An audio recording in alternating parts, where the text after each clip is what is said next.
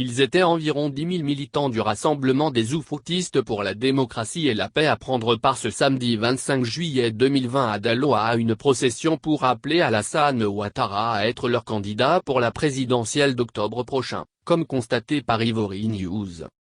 Cette marche est partie de la grande mosquée de Daloa jusqu'à la place Pétanque. Venus des 4 départements de la région, ces femmes, hommes, vieux et jeunes scandaient Ado candidat. Ado candidat.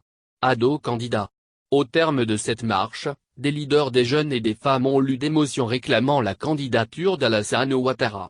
Le ministre Mamadou Touré, coordonnateur régional du RHDP pour le Haut-Sassandra, a félicité les militants de son parti pour cette démonstration de force pour réclamer Alassane Ouattara.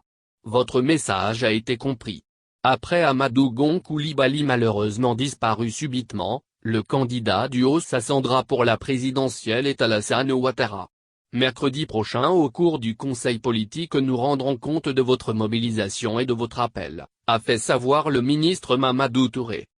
Il a encouragé sa base à matérialiser ce souhait en obtenant dans le cadre du parrainage plus de 150 000 signatures. Le directeur exécutif adjoint chargé de la communication du RHDP n'a pas manqué l'occasion pour répondre à l'opposition qui s'invite dans le débat au sujet du choix du candidat du parti au pouvoir. Lorsqu'ils ont choisi leur candidat et ce que nous avons parlé? Mais ils peuvent parler, Ado sera notre candidat, a-t-il lancé aux grandes dames des milliers de militants qui chantaient Ado Ado Ado Ado Ado.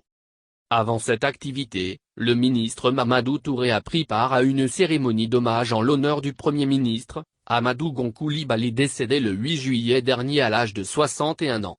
Cette cérémonie a été marquée par des prières, des bénédictions et des témoignages sur la vie de cet grand homme d'État. C'est ce mercredi 29 juillet qu'Alassane Ouattara donnera sa position au cours d'un conseil politique qui aura lieu à l'Hôtel Ivoire.